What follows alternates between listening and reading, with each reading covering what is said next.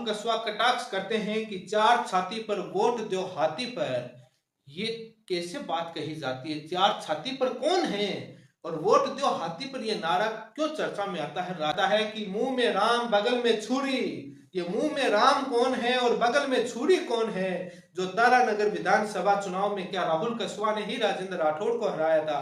या जो नारा दिया गया था, जो बात कही गई थी, मुंह में राम बगल में छुरी, तो क्या वो बीजेपी के अंदर भीतरघात थी या राहुल कसवा ने हराया था? या बीजेपी के अंदर तारानगर के बीजेपी के लोगों ने ही राजेंद्र राठौड़ के साथ खेला कर दिया? अभी इस डायरेक्शन में जनता में धारणा बन चुकी है कि राजेंद्र राठौड़ वर्सेस राहुल कसवा चुनाव है। तभी तो एक नारा लगता है चूरू के राहुल कसवा की नामांकन सभा में। लास्ट में राहुल कसवा बोलते हैं, चूरू मांगे आजादी, चूरू मांगे आजादी, सामंतवाद से आजादी, काका से आजादी, आजादी आजादी। इस नारे को लेकर बीजेपी के तमाम नेता देश तोड़ो देश और वो तमाम एंगल से और उसको घेरा जा रहा है कि ये गलत नारा लगा है। लेकिन राहुल कसवा इस नारे को दिया कि चूरू मांगे आजादी, तो इनका कहना है कि जो वो बार बार जिस काका को घेर रहे हैं कि काका ही चूरू के अंदर सर्वे सर्वा है, वो चूरू लोकसभा चुनाव बीजेपी के लिए जीतना एक बहुत बड़ा चुनौती का विषय बन चुका है। आज के समय में कांग्रेस का पलड़ा भारी नजर आ रहा है। तभी तो बीजेपी ताकत झोंक रखी है कि कैसे भी जो 6 लाख वोट जाट के बताए जा रहे हैं, इनमें सेंध लगाई जाए ताकि चुनाव जीता जा सके। बहुत बड़ा एक सवाल बन चुका है नाक का कि राजेंद्र राठौड़ वर्सेस राहुल कसवा जो बन चुका चुनाव की धारणा को तोड़ा जाए, ये जनता में सेट किया जाए कि राजेंद्र राठौड़ ने राहुल कसवा की टिकट नहीं कटवाई। लेकिन ये जनता समझ रही है इस धारणा को तोड़ना सबसे ज्यादा चुनौती का विषय बना हुआ है।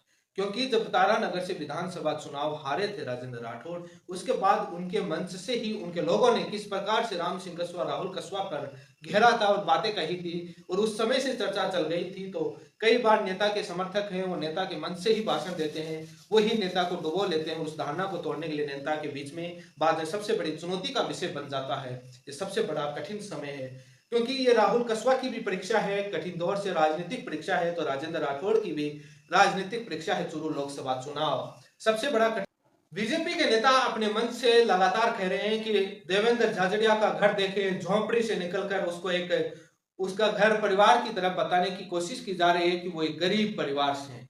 लेकिन आपके मन में सवाल होगा कि चूरू के अंदर राहुल कसवा और देवेंद्र झाझड़िया में से दोनों में से अमीर कौन है? देवेंद्र झाझड़िया के पास 8.04 करोड़ की संपत्ति है, तो राहुल कसवा के पास 2.81 ही करोड़ की संपत्ति है। अमीर तो देवेंद्र झाझड़िया है। ये आप देखते हैं नामांकन रैली में झाझड़िया के घर कैसा है उसको लेकर के तमाम बातें कही जा रही थी। लेकिन राठौड़ का ट्वीट आता है उसी दिन जब राहुल कसवा की सभा होती है परिवारवाद और जातिवाद को लेकर।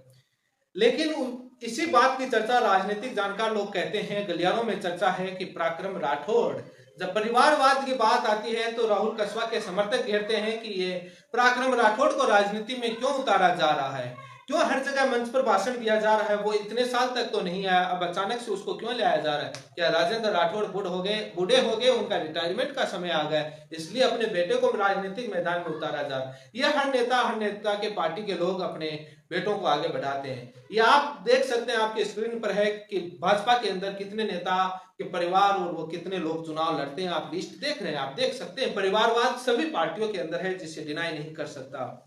लेकिन जातिवाद की बात आती है तब राहुल कसवा के समर्थक बीजेपी के और पराक्रम राठौड़ के तारानगर विधानसभा चुनाव में दिए गए भाषण और तमाम जगह कई जगह जो भाषण दिए गए उनको लेकर जनता घेरती है कि जातिवाद किसमें है।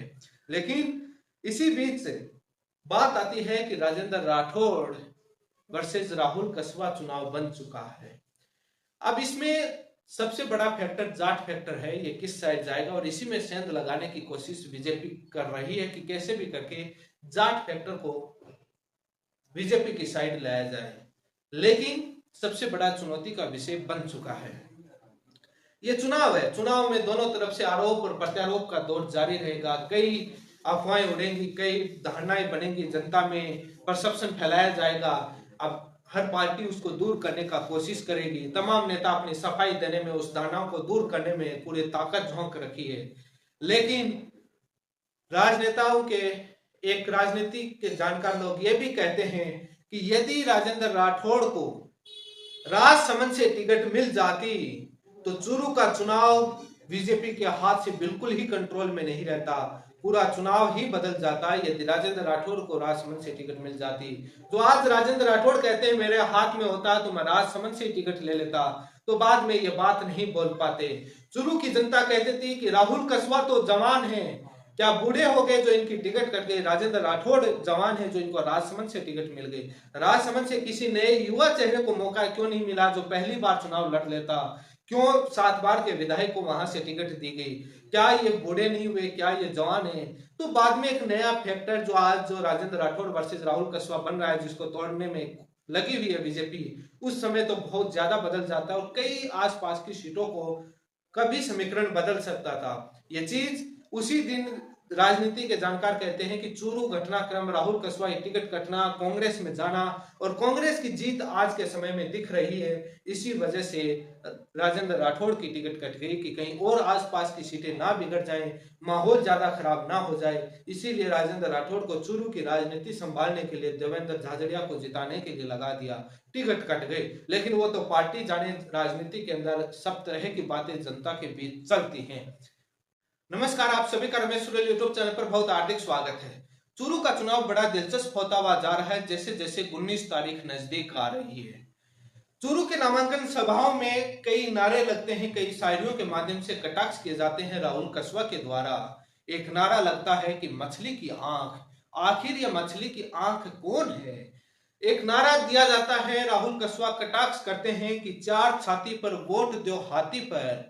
ये कैसे बात कही जाती है, 4 छाती पर कौन है और वोट दो हाथी पर, यह नारा क्यों चर्चा में आता है। राजनीतिक जानकार लोग क्या कहते हैं, आखिर ये मछली की आंख कौन है, शायरियों के माध्यम से कटाक्ष किए जा रहे हैं। सरदार सर के ब्लड डोनेशन कैंप में कही गई बात की जिक्र होती है तो वहां पर अजमेर की रैली में कही गई बात की भाषण की चर्चा होती है, जिस पर राहुल कस्वा कहते हैं कि तारानगर में मौर्या उसी की वजह से बोले। क्या तारानगर में क्या उसी की वजह से मौर्या बोले थे। चूरू में मौर्या बुलाने की चर्चा होती है तो नागौर में चर्चा होती है कि मौर्या तो पहले बुला दिया, अब कोचरा बुलाना है, कोचरा बुलाने की चर्चा हो रही है। अब मारवाड़ी और सामान्य भाषाओं के शायरियों के माध्यम से चुनाव बड़ा दिलचस्प होता हुआ जा रहा है। चूरू में कहा जा रहा है कि काका को घेरा जाना है, काका आखिरकार कौन है। बलवान पुनिया कहते हैं चूरू में बिल्ली ब्यागी, और ये बिल्ली कौन सी ब्यागी, ये बिल्ली कौन सी बिल्ली की बात कर रहे हैं जो ब्यागी, उसके बच्चे कौन से नारे लगाते हैं, इसको लेकर चर्चा करेंगे। तारानगर विधानसभा चुनाव हुआ और उसके बाद भी अभी भी ये चर्चा हुई कि एक वीडियो सामने आता है कि मुंह में राम बगल में छुरी। ये मुंह में राम कौन है और बगल में छुरी कौन है जो तारानगर विधानसभा चुनाव में, क्या राहुल कस्वा ने ही राजेंद्र राठौड़ को हराया था, या जो नारा दिया गया था, जो बात कही गई थी मुंह में राम बगल में छुरी, तो क्या वो बीजेपी के अंदर भीतरघात थी या राहुल कस्वा ने हराया था, या बीजेपी के अंदर तारानगर के बीजेपी के लोगों ने ही राजेंद्र राठौड़ के साथ खेला कर दिया। अभी भी कहा गया है राजेंद्र राठौड़ के द्वारा मुंह में राम बगल में छुरी वाला अब नहीं चलेगा। 5 साल में वो क्या कहा वो भी आप सुनेंगे, जो अभी हाल ही में कहा गया। पिछली बार बहुत धोखो खाए गए, अब कभी कई लोग मुंह में राम बगल में छुरी ना रखे, मैं सावचेत करना चाहूंगा। 5 साल तक नजदीक नहीं आने देना, नजदीक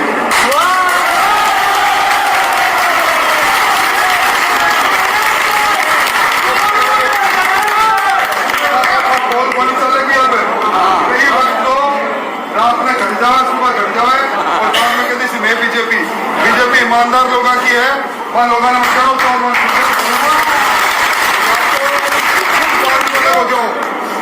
खुद पार्टी सीधा कांग्रेस का मंच पर जाओ, ये एक को भाव में पकड़ के सब दोबारा फेंका।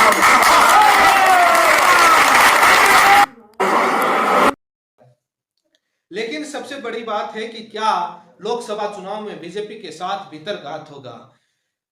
जनता, चूरू की जनता के बीच एक धारणा बन चुकी है कि राहुल कस्वा की टिकट राजेंद्र राठौड़ ने कटवाई। राजेंद्र राठौड़ अपने तमाम भाषणों में कह रहे हैं कि मैंने राहुल कस्वा की टिकट नहीं कटवाई, मेरे हाथ में होती तो मैं राजसमंद से टिकट ले आता, मैंने राजसमंद से टिकट मांगी, मेरे को टिकट नहीं मिली तो मेरे हाथ में नहीं था। बीजेपी के तमाम नेता, बीजेपी पूरी ताकत से लगा रखी है कि क्या देवेंद्र झाझड़िया जाट नहीं है, क्या राहुल कसवा के पास ही जाट का टैग है? तो वो इस धारणा को में भी तोड़ने में लगे हैं। जनता के बीच जो धारणा फैली हुई है कि राजेंद्र राठौड़ ने राहुल कसवा की टिकट कटाई, इस धारणा को तोड़ने के लिए बीजेपी पूरी ताकत झोंक रखी है। पूरे बीजेपी इस बात पर जोर दे रही है कि कैसे भी करके जाट वोट जो है उसमें सेंध लगाई जाए। जो एक धारणा बना करके जाट को एकत्रित करके राहुल कसवा की तरफ जो वोटिंग होने जा रही है उसमें सेंध लगाई जाए, धारणा को तोड़ी जाए, उन वोटों को बीजेपी की तरफ लाया जाए ताकि देवेंद्र झाझड़िया जीत जाए। क्योंकि अभी जो चुनाव बना हुआ है वो जाटों पर पूरा निर्भर है कि चूरू का चुनाव जाट फैक्टर किधर जा रहा है। यदि जाट पूरा एक तरफा 80% पोलिंग जिस पार्टी की तरफ कर गया वो चुनाव निकाल जाएगा। ये पीछे के जब चुनाव के इतिहास देखेंगे आप 2019, 2014 और 2009 के, उसमें भी जाट फैक्टर सबसे बड़ा प्रभावशाली रहा है चूरू लोकसभा चुनाव में जिस भी नेता को जिताने में। तो इसी पर बीजेपी पूरी ताकत लगा रही है, कांग्रेस भी पूरी ताकत लगा रही है। लेकिन गोविंद सिंह डोटासरा फटकारे लगाकर जाते हैं कि मौर्या तो पहले बुला दे, पंख फड़फड़ाते नहीं रहेंगे। वो तमाम बातें कहते हैं कि चुनाव मंडक्यो है, कटको काट दो। ये कटका क्या है जो कटको काट दो की कह रहे हैं, इसको लेकर भी चर्चा करेंगे। चुनाव का बिगुल तो बज चुका है टिकट कटने के बाद से, लेकिन जब 26 मार्च 2024 को देवेंद्र झाझड़िया अपनी नामांकन सभा करते हैं तो अगले ही दिन 27 मार्च 2024 को राहुल कसवा नामांकन सभा करते हैं। जब भीड़ की बात की जाए तो राहुल कसवा की नामांकन सभा में भीड़ है। दोनों पार्टियों के नेता अपने अपने को कह रहे हैं कि सबसे ज्यादा भीड़ थी, लेकिन जनता कह रही है कि राहुल कसवा की रैली नहीं थी, रेला था। देवेंद्र झाझड़िया की नामांकन सभा से ज्यादा जनता राहुल कसवा की सभा में आई थी। ये आप जब भी देखेंगे, जब दोनों की सभाओं को सुनेंगे, जो जनता में उत्साह था वो राहुल कसवा की सभा में सबसे ज्यादा उत्साह था।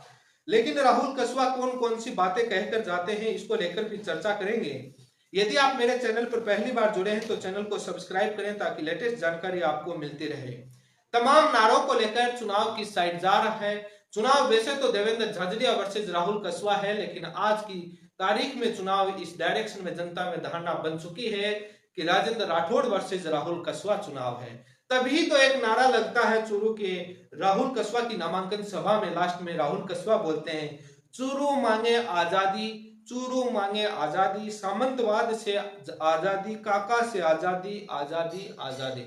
इस नारे को लेकर बीजेपी के तमाम नेता देश तोड़ो देश और वो तमाम एंगल से और उसको घेरा जा रहा है कि ये गलत नारा लगा है।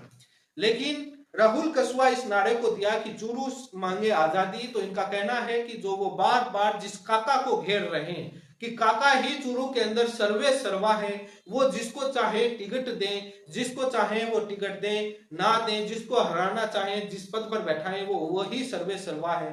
तो उससे आजादी मांगने की बात कर रहे थे राहुल कसवा। सामंतवाद से आजादी, सामंतवाद वो काका को घेर रहे हैं, उनकी सोच को बता रहे हैं, तो उससे आजादी की बात कर रहे थे राहुल कसवा। काका से आजादी अगला नारा काका राजेंद्र राठौड़ को ही कहा जा रहा है। ये आजादी की बात वहां से की जा रही थी। लोग पता नहीं कहां कहां किस एंगल से जोड़ा जा रहा है, लेकिन चूरू की जनता समझदार है। राहुल कसवा कहते हैं कि हमारी नजर मछली की आंख पर है। आंख किसकी कही जा रही है? मछली की आंख। मछली की आंख कही जा रही है काका की, और काका किसको कहा जा रहा है? राजेंद्र राठौड़ को। राहुल कसवा लगातार राजेंद्र राठौड़ पर ही कटाक्ष किए जा रहे थे। राहुल कसवा कहते हैं कि काका की तो समझ में आवा है, काका की तो बात करनी ही पड़ेगी, क्योंकि वो कह रहे हैं कि जब मैं भाजपा में था तब बहुत अच्छा था और तमाम नेता मुझे बहुत अच्छा बोलते थे, लेकिन ऐसा क्या होता है उसके बाद मेरे प्रति इतना वो बोला जा रहा है। और जो भाजपा में आ जाता है वो वॉशिंग मशीन है, जहां पर कपड़े धोने की मशीन है, उससे जो निकल जाता है वो साफ सुथरा हो जाता है, वो एकदम अच्छा हो जाता है। लेकिन राहुल कसवा एक और नारा देते हैं, मुझे नहीं आती उड़ती पतंगों से चालाकियां, मुझे नहीं आती उड़ती पतंगों से चालाकियां, गले लगकर गला काटूं वो मांझा नहीं हूं। उनका कहना है कि भीतरगात किसी के साथ रहकर साथ में सोकर उसी का गला काटा जाए, वो धोखा देने वाला मैं आदमी नहीं हूं। वो अपनी बात कह रहे हैं कि हमारे साथ किस प्रकार से धोखा किया गया, जिसमें वो चर्चा करते हैं 2014, 19, 18, 13 के चुनाव की चर्चा करते हैं कि जब राजेंद्र राठौड़ अपने भाषण में कहते हैं कि मैंने राहुल कसवा की मां ने मुझे राखी बांधी, मेरे माथे पर तिलक लगाया और वो तमाम बातें कहते हैं, तो उसका कटाक्ष करके जाते हैं राहुल कसवा कि मेरी माँ को मैं माइक दे दूं तो वो गुस्से में इतना बोल जाएगी, इसलिए मैं उनको देना नहीं चाहता। लेकिन वो कहते हैं कि मेरे माँ ने जिस विश्वास से आपके राखी बांधी, तिलक लगाया, आपने तो उन हाथों को कोई ही काटने का काम कर दिया।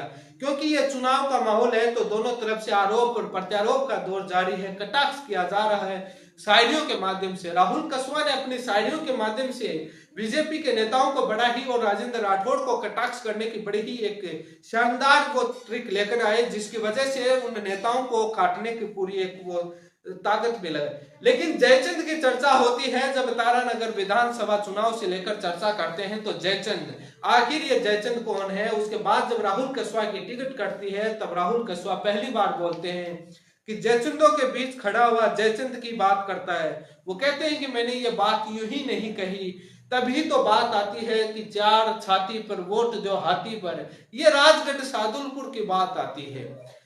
जनता कहती है, चूरू की जनता, राजगढ़ की जनता कहती है कि जब भी राहुल कसवा का परिवार विधानसभा या लोकसभा का चुनाव लड़ता है तो बीजेपी के वोट बसपा को चले जाते हैं। ये बीजेपी के ही भीतर घात होते हैं। तब वो राहुल कसवा कहते हैं, जयचंद है वो जयचंदों की बात करते हैं उनके बीच में रहकर कि हमारे साथ खिलाफ किया जाता है।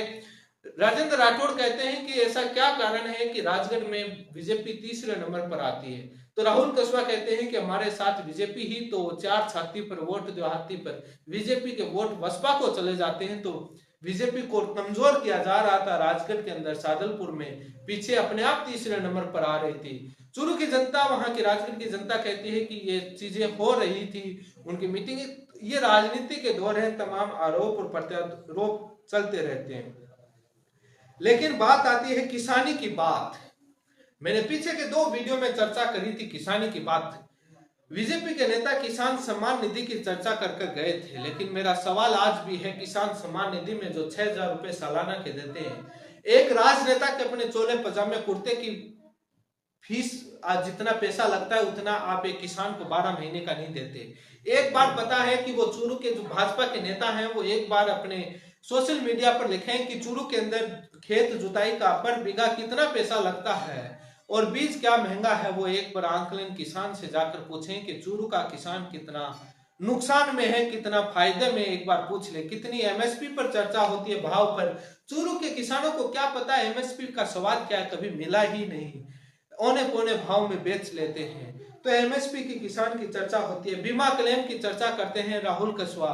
बीमा क्लेम किसको क्या मिला कि राजेंद्र राठौड़ तो आज जो बीमा क्लेम और किसानों की बात कर रहे हैं उनको तो करनी नहीं चाहिए। वो बीमा क्लेम को लेकर कभी बात करी ही नहीं, उनको क्रॉप कटिंग के मालूम ही नहीं, वो तमाम बातें करते हैं। बीजेपी ने भी आरोप लगाए थे कि उनको ये नहीं मालूम। लेकिन फसल बीमा को लेकर, क्लेम को लेकर राहुल कसवा तमाम आवाज उठाते आए सोशल मीडिया पर, संसद में, तमाम जगह जनता ने देखा, इस बात से इनकार नहीं कर सकते। वैसे आप लोग स्वयं देख सकते हैं कि राजेंद्र राठौड़ ने अपने सोशल मीडिया पर फसल बीमा क्लेम को लेकर, त्रुटियों को लेकर कितनी बार बोले हैं और राहुल कसवा कितनी बार बोले हैं। क्यों किसी की बात माने, आप स्वयं ही इस बात को जांच लें, ताकि किसी की बात माने ही क्यों। जब आप देखेंगे तो आप ये विश्लेषण कीजिए, ये आपका होमवर्क है, कौन सा नेता कितना किसानी को लेकर बोला है, कौन सा। आप ये भी एक बार अपना दिमाग लगाइए कि चूरू का किसान कितना प्रॉफिट में है। आज इतने सालों से भाजपा और कांग्रेस का शासन रहा, चूरू के अंदर सिंचाई वाला पानी क्यों नहीं आया, कौन इसका आखिर जिम्मेदार है, कौन विधानसभा और में जीता, कितनी बार मंत्री बना, लोकसभा हो चाहे केंद्र और राज्य में सरकार रही, क्यों सिंचाई का पानी नहीं आया। सिंचाई के पानी, नहर की बात तो बीजेपी करती है, लेकिन पीछे से कितने सालों की भी बात कीजिए कि अभी तक क्यों नहीं आया। लेकिन बात आती है कि सबसे बड़ी ये बात, राजेंद्र राठौड़ जिस बात को कसके जाते हैं, कई जो चूरू कांग्रेस, फूल छाप कांग्रेस और तमाम बातें कहते हैं। राहुल कसवा कहते हैं कि 2014 के बाद की करते हैं, जो कई बात करके जाते हैं। राहुल कसवा कहते हैं कि जो 2014 का जो भाजपा का जो चुनाव, भाजपा वर्सेस बसपा, और जो कोई छुपा हुआ नहीं है, वो पीछे का इतिहास याद दिलाते हैं। राहुल कसवा कहते हैं मुझे तो उम्मीद नहीं थी राजेंद्र राठौड़ अपने काका, अपने बेटे की कसम खा देंगे, इतनी भी हद कर देंगे। ये चूरू का चुनाव है, राजसमंद का चुनाव नहीं है। लेकिन काका जी थारे बारे में तो जरूर बोलेंगे, वो बात करते हैं। लेकिन विद्याधर नगर, ये एक चर्चा चला था कि राजेंद्र राठौर चूरू से चुनाव नहीं लड़ेंगे, विद्याधर नगर से लड़ेंगे। ये एक उस समय जब विधानसभा के चुनाव थे तब काफी चर्चाएं हो रही है। राहुल कसवा ने यह भी कहा कि राजेंद्र राठौर जिस चुनाव की चर्चा कर रहे हैं उसकी दास्ता तो सुनाए, वो 2014 का बसपा वर्सेस भाजपा वाला चुनाव की चर्चा कर रहे हैं। उसी में तो आ रहा है कि चार छाती पर वोट हाथी पर, और वो बसपा को कहा जा रहा है, कई चीजें लग रही हैं। लेकिन जातिवाद की बात, सामंतवाद की सोच पर भी आरोप और जवाब दिए जाते हैं। सरदार सर के ब्लड डोनेशन कैंप की चर्चा होती है। राहुल कसवा कहते हैं कि आपके परिवार के सदस्य ही ब्लड डोनेशन कैंप में एक भाषण दिया था कि आप अपना नाम का अगला अक्षर मत बताइए और पिछलो नाम बता दियो, आपको काम हो जिससे उसको सामंतवाद और जातिवाद से जोड़ा जा रहा है। नेता मार नेता थे इतने दिन, अब नेता मार अधिकारी कहा जाता है अजमेर की रैली में, जिसकी वजह से बोला गया। लेकिन राहुल कसवा नारा देते हैं, न मुंह छिपा के जिए हम, न सर झुका के जिए, सितमगरों की नजर में नजर से नजर मिला के जिए, अब एक रात अगर कम जिए तो कम ही सही, यही बहुत है कि हम मसाल जला के लिए। ये तमाम नारे राहुल कसवा देकर जाते हैं। लेकिन डोटासरा जी अलग ही एक अपने माहौल में आते हैं कि भाई जी यो चुनाव मंडगियो के मोदी जी ने आज रात ने नींद नहीं आवे, छोटा मोटा तो पहली को नहीं आवे ही, मोरिया बोलेगा विधानसभा में अब कटको काटनो पड़सी, तानाशाही को कटको काटनो। कटके का मतलब होता है कि चुनाव हराना। सफाई देता घूमे हैं, क्योंकि ये तमाम एक जनता में धारणा बन चुकी है कि राजेंद्र राठौर ने राहुल कसवा की टिकट कटाई और तमाम बातों को। तब वो गोविंद सिंह डोटासरा कह रहे हैं कि अब सफाई देते हुए घूम रहे हैं। कई बार उनके आंखों में आंसू भी आते हैं, क्यों आते हैं, ये नौबत क्यों आई, इसको लेकर के बोलते हैं कि अब फड़फड़ाहट है वो मिट जागो, ये तमाम बातें कही जाती हैं। लेकिन गांव में बिल्ली ब्यागी ये बलवान पुनिया कहकर जाते हैं, रंधावा और गहलोत साहब भी बोलकर जाते हैं। लेकिन अग्निवीर योजना को लेकर बीजेपी नहीं बोल रही है। शेखावाटी के अंदर सबसे ज्यादा लोग फौज में हैं, आर्मी के अंदर हैं, चाहे थल वायु जल कौन सी भी हो, इसको लेकर उपलब्धि नहीं गिना रहे कि हमें अग्निवीर योजना है। पता है कि अग्निवीर का नाम लेते ही जनता के बीच में गुस्सा आ जाएगा, इसलिए उस मुद्दे को दबाए ही रखा जा रहा है। क्योंकि अभी हाल ही में राजनाथ सिंह जी ने अग्निवीर योजना को लेकर बयान दिया है कि जरूरत पड़ी तो हम बदलाव कर देंगे। लेकिन जनता भरोसा नहीं करेगी कि ये सरकार अपनी योजनाओं में बदलाव कर ले इतना आसानी से। ये जनता के बीच मुश्किल है थोड़ा।